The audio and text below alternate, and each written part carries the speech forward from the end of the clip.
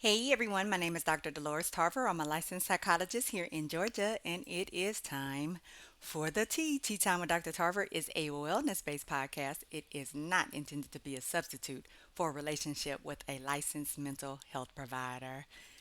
It's May. Oh my goodness, graduation season, Mother's Day, Memorial Day, the pools are opening. But my favorite, Mental Health Awareness Month. Now, I will say those April showers from last month brought those Mayflowers, and my allergies are not amused. However, we are going to still talk about mental wellness this month because I think it's important for us to understand the things that are interfering with us having the healthy lives that we deserve. We want to make sure that we have balance and that we're doing okay. So, what is the thing that is most needed? Sleep. So, where do you fall on the spectrum? Are you a 2 to 3 hours a night, 4 to 6 hours a night, 7 to 8 hours a night, or 9 plus hours a night kind of person? And also, how do you feel when you wake up? Do you feel well rested, groggy, more fatigued than when you went to sleep? Are you irritable and depressed when you wake up? Do you have kind of like a mental fog when you wake up? Are you a person that's waking up during the night? Are you waking up multiple times during the night? Are you waking up before your alarm goes off and not able to get back to sleep? Or are you a person that is actually sleeping through your alarm? So let's talk about a few different types of things that could be interfering with us sleeping. So, hypersomnia, I think, is one that isn't necessarily addressed as much, but there are absolutely people who just have severe and prolonged grogginess or confusion when they wake up. They are excessively sleepy during the day. Now, I know some of us get that after lunch lull and we're a little sleepy then. But these people are the ones that you might frequently see yawning throughout the day. They may not. These may be the people that you see falling asleep in random places that you're like, weren't you just awake? Now you snoring? Were you just in the middle of a conversation? They'll talk a lot about just having that brain fog. It's the mental confusion, just not being alert, um, feeling drained. And these folks are often sleeping for like 11 plus hours. And so it may be not necessarily in a continuous span. So it may be 6 hours here and 8 hours here. It may be that I sleep a full 8 to 9 hours at night and then I'm getting a 3 hour nap. But throughout the day, they are ending up getting 11 or more hours of sleep. And there's just a lot of different causes for that. We know that when people are depressed, that can lead to them having hypersomnia. And you'll find that people who are severely depressed can sleep for hours and hours at a time, not even waking for much other than to go to the bathroom, maybe eat. Some people aren't even doing that. But we also know that there are certain chemical things that can happen and certain things that can happen with our cycles of sleep that can cause hypersomnia as well. So that deep phase of sleep that we really want, because that's where we get the good rest, where we have the slow waves moving in our brains. Like people that have hypersomnia often have lower amounts of that slow wave kind of deep phase of sleep. So that means you're not getting restful sleep, which can explain why you are still tired even when you do sleep. Like people will talk about like I took a nap and I'm exhausted, or I slept consistently throughout the night and didn't wake up and I'm still exhausted. There also can be interruptions during sleep. So there may be arousal. So there may be parts of our brain that instead of us being able to get to that point where we're not as alert and we're able to fall off into that nice deep sleep, like for some people, there are interruptions in their ability to be able to do that. So they're constantly getting or frequently getting interruptions or spikes of arousal while they're sleeping. There are things that can affect our ability to be able to have regulated sleep. And so it's very important for us to go through a sleep cycle throughout the night. And for some people, there are things that are causing them not to be able to have that experience. These could be chemical changes, these could be hormonal changes, these could have been changes that are brought on by medication, these could be changes that are the result of medical issues, that could be the result of mental health issues, how our nervous system just communicates. And so, again, for us to be able to be in a place where we are able to rest and feel calm down and not in a state of alert, that fight or flight, if you will, for some people, like their nervous system is like, nah, it's a nonstop party over here. We need to be attentive and we need to be awake. That can also be the result of military service. That could be the result of trauma. That could be a result of you working shift work. That can cause those kind of effects on a body where so now like there's just not communication and so my body just doesn't know what to do at all. Right, so that circadian rhythm or internal clock has changed, and so now and you'll see sometimes with teenagers that they are getting a lot of sleep, but they're doing it starting at like midnight, 1, 2 o'clock in the morning. So they're sleeping through when they should be awake for school, and then when we wake them up and take them to school, they're nodding off at school too, because they're still trying to get those extra hours of sleep in. And unfortunately, I think for a lot of people, because sometimes people that have low iron anemia, particularly severe types of anemia, can experience hypersomnia well. And I think unfortunately for some people, they struggle to try to figure out what's causing it. So it can be very difficult to figure out how to address it. And it often takes a good combination of things to be able to address it. We're going to talk some about sleep hygiene. Of course, how we eat and how we exercise can affect how we sleep, but you also may need to see a mental health provider or you may need to take medication to be able to address the hypersomnia. So we'll, talk a little bit about those things as I go over sleep hygiene.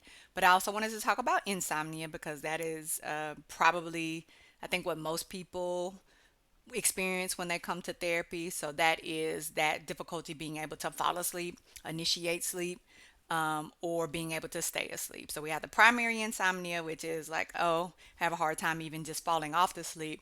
That mid insomnia is I can get sleep, but I can't stay asleep. Um, and so, what people will talk about is sometimes they're just up and they are tired, but they can't actually go to sleep. And by the time they feel sleepy and can go to sleep, then it's time for them to wake up. And then other people, they are able to get to sleep. They're sleeping, going along just fine, but then they look up and it's only been an hour that's passed, or it's only been 2 hours that's passed, and it's up and they're wide awake. And they're tired and their body is like, what are we doing? It's 3 o'clock in the morning, but unfortunately they're unable to get back to sleep. And we know that when you don't have enough rest, what's going to happen, right? You're going to be tired. Your mood is going to be affected. We're going to be much more cranky. It's also harder for us to heal, and for our body to make repairs. And we're much more likely to pack on weight because most of us, what are we going to do? When we're up, we're going to be eating. You're gonna be eating. You're gonna be like some people will get up, they'll clean their houses. Well, I'm already up. Some people will get up and they'll exercise, but then I'm thrown off for the next day, so I'm tired. Now there is short-term insomnia, and I think probably most people will experience some level of short-term insomnia in their lifetime, and that might just be insomnia for a few days, or it might be several weeks, and that could be related to an event, something that caused you stress, something that cause you to be upset. It could be grief. It could be you worried about finances. It could be a job situation that's got you stressed. You could have been in an argument with somebody you love and care about. You may have found out that you're going to get evicted or you don't have the resources to be able to take care of something. There may be a conflict that someone that you love or yourself is involved in. It could be something related to your kids, right? So we know stressful events happen. And so sometimes we'll just be kind of playing out those things in our mind. Our mind won't turn off, and that's why we're having difficulty sleeping. Once we're able to address the issue, usually it'll go away, or over time, like we'll notice, like, oh, my sleep has gotten back to normal. But there are people that deal with long-term insomnia and or chronic insomnia, and this is what can last for 3 months or more, and for some people that's years. Sometimes insomnia is the problem. So it's like, hey, literally, there is something going on that is causing me not to be able to sleep, and that is related to my sleep cycle, or it might be related to a combat experience, it might be related to shift work that I did, or it can be related to other medical conditions or taking medication, because there are medications that side effects of those medications are insomnia. And medical conditions that just make it very difficult for you to sleep. Like, it is very hard to sleep when you're in pain. And so people have restless leg syndrome, or they're dealing with chronic pain. It might be joint pain, it might be back pain, neck pain. Um, and what you do most of the time, right, is you'll take a, your pain medication before you go to bed. But we all know that pain medication isn't going to last throughout the night. And so I'm waking up. It might give me a little bit of sleep, but I'm not able to stay asleep. But we also know that there are things that can contribute to insomnia, that are things that we may be doing behaviorally that are affecting our ability to sleep. And those things include like how I travel, how I work. Some of us work really late, like you're up long days, and so you're working 2 3 hours till 2 or 3 o'clock in the morning, and then you're not able to sleep because now you're hyped, or you're exercising too late, too close to bedtime, or you're eating a huge meal. Now, as we get a little older, we get that heartburn, and so that food doesn't sit with you the same way. You can't go out to eat smothered and covered in chunk at 2 o'clock in the morning and think you're gonna be able to go to sleep by 3 o'clock in the morning, right? So your GI system might be like, absolutely not. You know how you get just like you feel that very fullness, or you feel like you're about to vomit, you're burping, you got gas, like that is not a good condition to try to sleep. Sometimes we've drank excessively, and so we might be vomiting. And now I got a headache, and now I'm, feeling crappy. And so sometimes I'll pass out, but sometimes I won't be able to sleep because my body doesn't feel good. Sometimes we are getting that caffeine too late in the evening, or we're getting cigarettes, because cigarettes are a stimulant too, right? Nicotine is a stimulant just like caffeine is a stimulant. Sometimes you may be taking medication to manage an attention deficit. That's a stimulant, and that can keep you up. As we get older, we don't sleep as much. People over 60 don't get as much sleep. And it's not necessarily that they don't need as much sleep, but it may be that, like, well, my sleep cycle has changed. And so now I'm not sleeping as much over the night, but I find myself kind of nodding and groggy during the day. If you've changed your sleeping patterns, that can cause insomnia. Your level of activity going from more active to less active can definitely affect your ability to be able to sleep and stay asleep. We know hormonal changes. A lot of people, perimenopausal, menopausal women, and that can affect your ability to sleep, because it's hard to sleep when you over here having sweats. Your body temperature is changing. You're just feeling really alert. There might be changes in your health, right? So if you're having heart palpitations, that could wake you up out of your sleep. And when we start taking more medication, like, so some of us now it's cholesterol, high blood pressure medication. I'm pre-diabetic, so I'm taking all of these things, and they're interfering with my ability to sleep. And we know as we gain weight, it can be very difficult to sleep too, right? Because now I've got all this pressure on my chest. I'm feeling much more heavy, so I'm not as comfortable. You know how the season saints used to say your bones start hurting when you're in the bed, so that extra weight can affect you. But also, if we have sleep apnea, so now I am not breathing all the way through the night, or snoring very loudly right now. I may think I'm sleeping because technically I'm asleep, but I'm not getting deep, restful sleep. And so it's as if I didn't get any sleep at all. And so I'm waking up and I'm still tired, and I'm experiencing these things. Or I'm waking up during the middle of the night. Maybe I snore so loud I heard myself snoring. But some of us are, frequently going to the bathroom. You may have, especially if you're taking any kind of medication that's got a water pill component to it. Right. So then now I'm going to the bathroom frequently. Some of you may be like, hey, I had to cut off my liquids. Like, I'm a little kid. I can't drink anything after 5 or 6. So I'm going to be up all night going to the bathroom, and that's keeping me up. So how do we address these things? As I talk about like just kind of wellness plans as we go through the episodes for this month, like a wellness plan includes good sleep hygiene. What is sleep hygiene? Glad that you asked, right? So, as a part of our just general self care, I talk to you about self care, just, the ways that you invest in yourself, the ways that you take care of yourself, that you allow yourself to be restored, that you pour back into yourself, that you give yourself breaks, that you have these boundaries with yourself. It is very important for us to be able to create an atmosphere for optimal sleep. And so what people end up doing is like sleep ends up being an afterthought. Like, all right, I get up, I have stuff to do, and then when I'm done with stuff or I'm tired, whatever, I lay down, I go to bed. And there isn't any kind of routine, there isn't any structure. When you are having difficulty with sleeping, it is very important that you regulate your sleep cycle so that you're going to bed and you're waking up at the same time. Give or take 20 minutes or so, right? Like, so we know that. All right, so tonight I might have went to bed at 8:30, the night before 9 o'clock, right? So I'm still in that window. But it is important to do that even on your weekends. And I know some of y'all are like, on the weekends, that's my time to shine.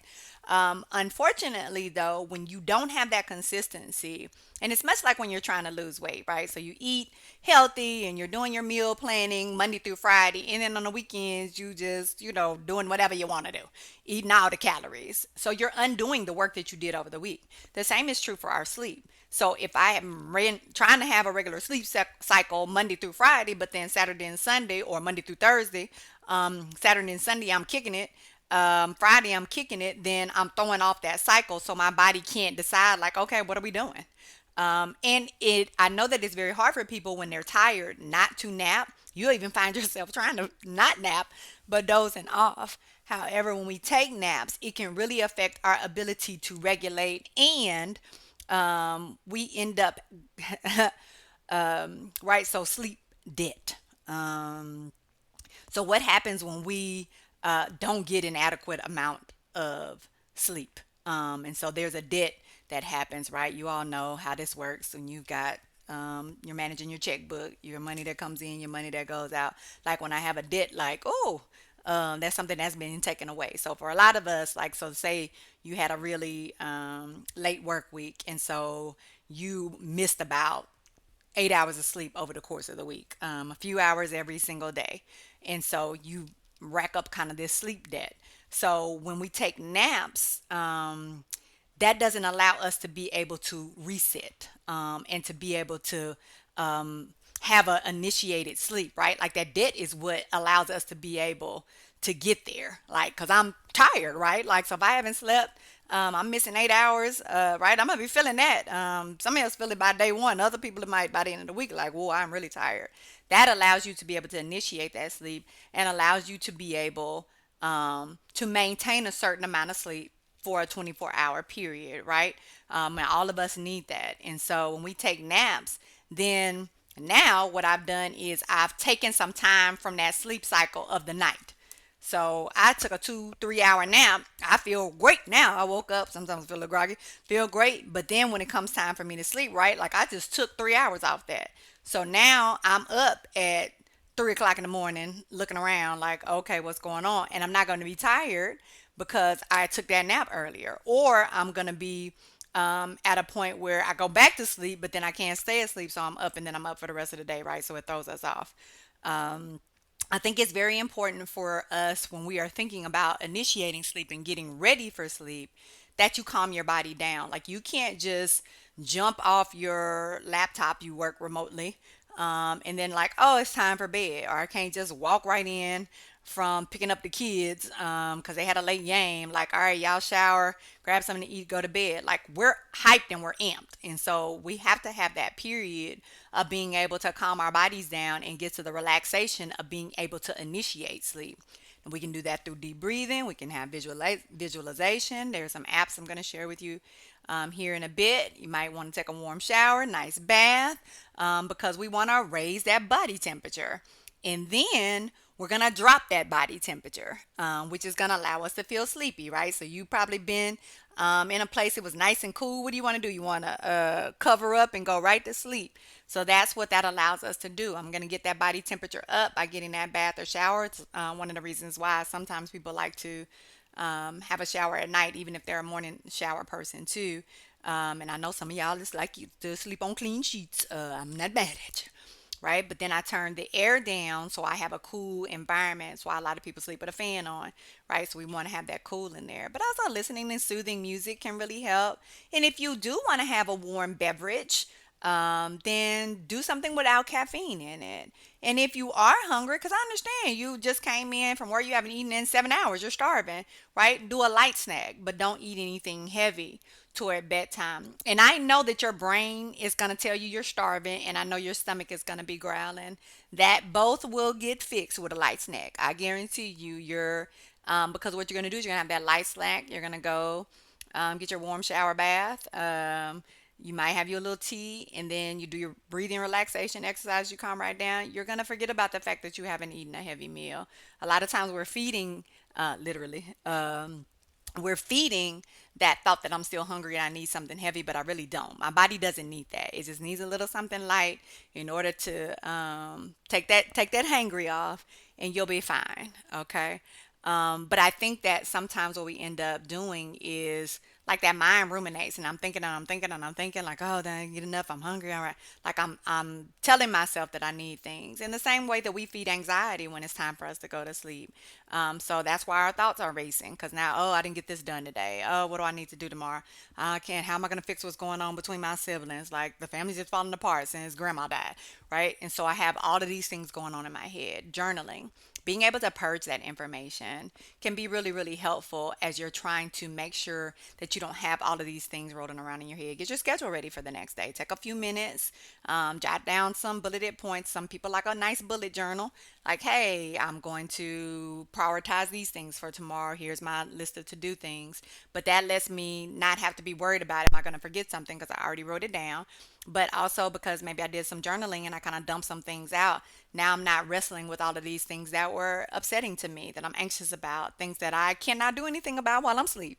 Um, so then, if I'm allowing myself to be able to purge them and get them out, then I've attended to them, but I haven't come to the pack, gotten to the point where they're consuming me, right? And I'm obsessing over them.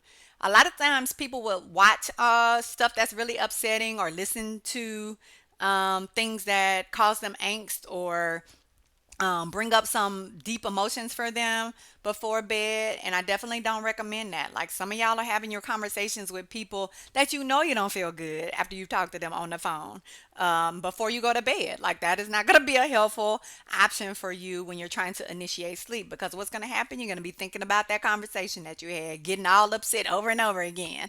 And then you're going to be like, okay, well, now I can't sleep. So being mindful too about the news and certain programming when you're going to bed. For a lot of people that have problems with insomnia, I will tell them you don't even need to be watching TV before bed because that's stimulating. Y'all over there watching a whole series. Now you got to stay up to see how the series ends. Or some of y'all are watching CSI at night. So now you got to figure out how they solving this. And ooh, this is the episode I really like. So I'm up and I'm alert. That light from the TV, those noise, those sounds, and you know that with TV, the commercials, it gets a little louder, right? So how am I supposed to be calming myself down and initiating sleep when I'm not in a restful place, right? So we don't watch TV in the bed. We also don't scroll on our phone in the bed. I know y'all, a lot of y'all doom scrolling on your phones, or you're looking at TikTok videos, or you're like, well, I'm laughing. But if I'm trying to initiate sleep and I'm trying to let my body know that it's time for rest, it's time to calm down.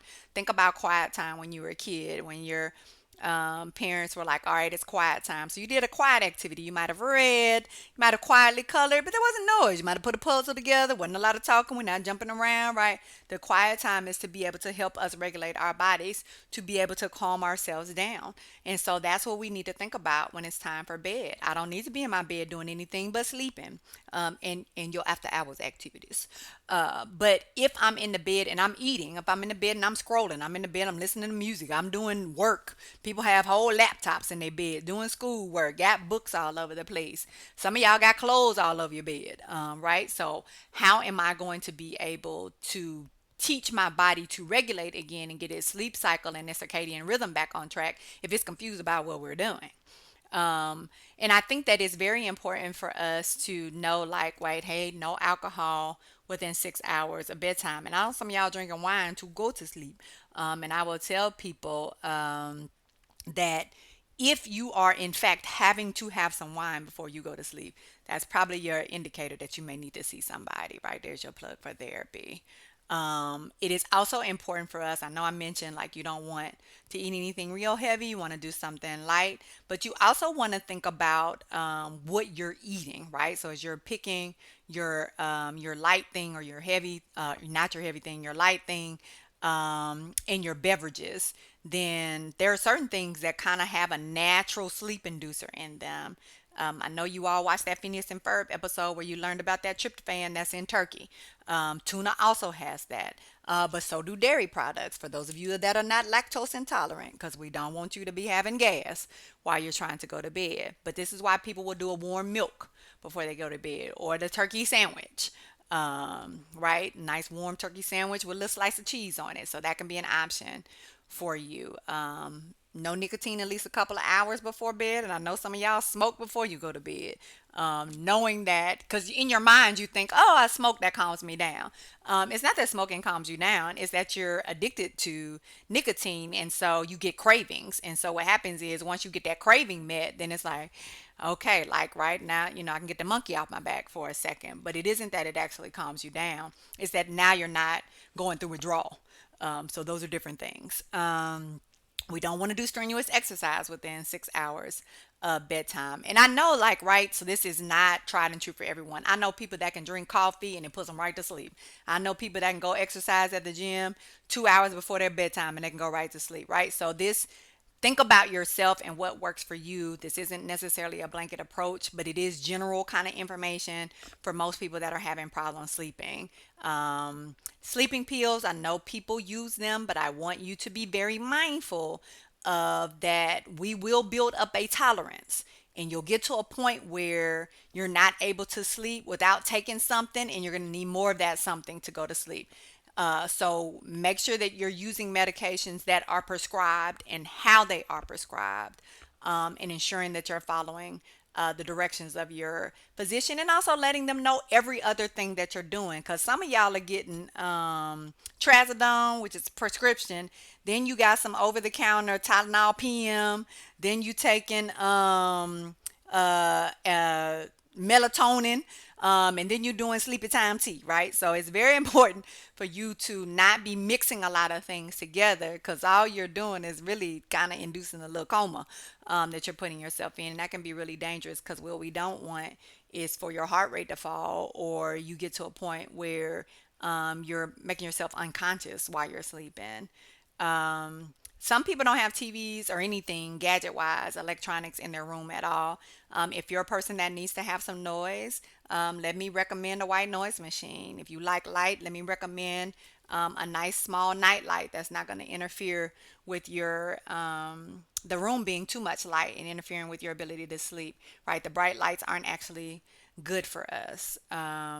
Again, we want, quiet spaces, but I understand that for some of you, you can't do too quiet, which is why, you can have some music on, some light music on in the background, but I would recommend you do instrumentals, things that don't have words. Think about nice jazz, calming, soothing things, as opposed to, Def Leppard. Some people have blackout curtains, and that allows them not to be able to see light, because literally, if you're a person that's very sensitive, changes in the temperature, changes in the noise level, changes in light, any of those things are going to affect you. So that's why the white noise machine is a good option, because then you just have a continuous stream of light noise in the background. And so you don't pick up on the subtle things like, oh, and the air conditioning turned off, now it turned back on. Some people use sleep masks, some people use earplugs. It depends on what's good for you. I definitely think that for those of you that know you have sleep apnea and you are not using your BiPAP or your CPAP, that is interfering with you being able to effectively sleep as well. If you're having problems with how it fits or how much air is coming through it, then go back to your provider and talk to them about some adjustments that you can make. They also have to be cleaned, and so we want to make sure that we don't have bacteria coming through there that it can be causing you to have nosebleeds or getting upper respiratory infections, right? So we want to make sure we're attending to all of those things. Some people will turn on a light in their bathroom or in their hallway so they can have light, because I know some of us are waking up going to the bathroom. You don't want to be running into stuff when you're waking up. And so there are a lot of different things that you can do to kind of create an atmosphere, make it your own. Some of you are sleeping with all these heavy blankets on your bed, and then you're sweating at nighttime, right? So think about reducing those kinds of things. Maybe doing a fan, some light sleepwear. I know some of you sleep au naturel, and that's fine, right? But just figuring out what it is that works for you. You don't want to be restricted when you're sleeping. But you also don't want to be freezing or uncomfortable either. And then you might be sleeping with a partner and their sleep needs might be different than yours. And so now you have to think about if the bed is elevated or not, which is why some people will get the types of bed that allow them to be able to adjust the types of pillows. They have side sleeper pillows, which may be better for you. If you're finding that I'm waking up because I'm sleeping, seasoned saints say I'm sleeping wrong, right? So being able to make sure that you have the appropriate pillows to sleep, and also that you have a good mattress because sometimes our mattresses are too soft. Um, we have worn them out, and so we're not getting good support from them. They might be too firm and too hard. And so making sure that you're addressing those things. If you do have medical issues that are affecting you, sometimes it can be a combination of things, right? So it may be I need to make some changes in my eating, I need to make some changes in my physical activity, do some changes in my environment in terms of me creating an atmosphere where I can sleep, and then me tracking it, right? So sleep log. Let me kind of write down what I've been doing because sometimes we'll need to rule things out so that we're not just throwing medication at everything. And I know that sometimes we end up taking all these medications and I don't know what's working and not working, what's helping, or what isn't being effective because I'm taking too many things. And so want to be kind of mindful of that. You also want to make sure that you fully understand how any medications that you're taking could be affecting your sleep. Right. And so this is why it's important for us to talk to multiple providers, but also that we talk to the pharmacist. Do any of these have interaction effects? May I be interacting with something else that I'm taking? And again, being also very mindful that your supplements affect you as well. And so you want to make sure that you're telling your providers about those. Okay. So let's talk about apps real quick. Sleep Cycle, Slumber, CBT Eye Coach. That's really good for my veterans. Mindfulness, Headspace, Calm. These are all wonderful apps to kind of help you get a good sleep rhythm, figure out, track your sleep patterns, identify what might be barriers to how you're sleeping, if you've got any issues with your stages of sleep, but also some things that you can do in preparation to calm yourself, relax yourself before your mindfulness, your meditation kind of things, your relaxation, your breathing. There are some good podcasts out there that, right? So we talked about putting some things on in the background. A podcast is a good option for you. You just want to make sure you don't have the whatever device you're listening to the podcast on by you where the light is interfering with you. But Sleep with Me, um, not in that way, but that is the actual name of the podcast. Nothing Much Happens, Slow Radio, Get Sleepy, Sleepy, and Tracks to Relax are some good options for you for a podcast. So I know it was a lot of information, but I just want to tell you that you may not necessarily be getting the best sleep that you can get, and you may be able to see some improvement by making a combination of changes. One might be behavioral changes, your sleep hygiene, some might be medication changes, some might be therapy, some may be you adjusting the temperature. Some may be you being mindful of what you're consuming during the day. Some may be a sleep study to understand what your patterns are. And one may just be like, hey, I haven't talked to anybody about this. I haven't really tracked it. And so I'm going to track it and talk to my provider about it. All right. We want you resting and we want you resting well. Take good care.